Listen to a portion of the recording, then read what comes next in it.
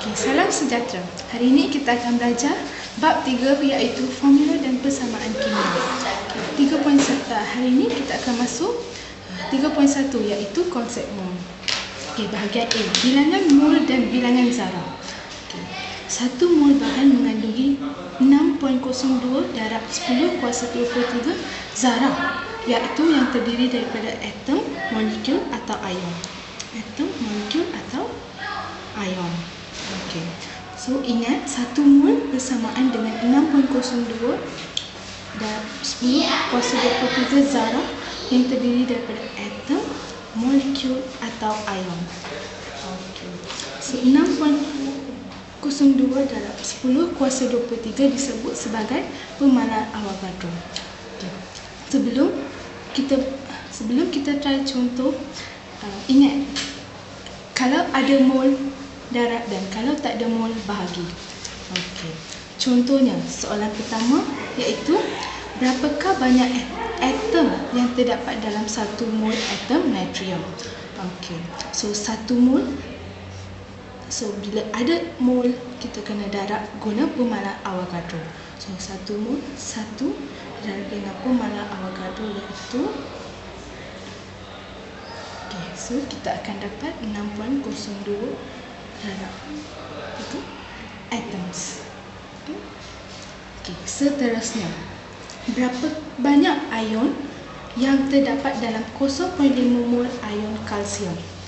Okey, so ion guna pemalar Avogadro. So 0.5 mol ada mol darab 6.02 darab. Okay, so kita akan dapat jawapannya ion. So guna kalkulator. Okay, seterusnya hitung bilangan molekul dalam 1.2 mol karbon dioksida. So ada mol darab, gunakan pemalar Avogadro. So guna kalkulator, molecules. Okey, seterusnya cari bilangan mol atom yang terdapat dalam 3.02 darab 10 kuasa 23 aluminium atom.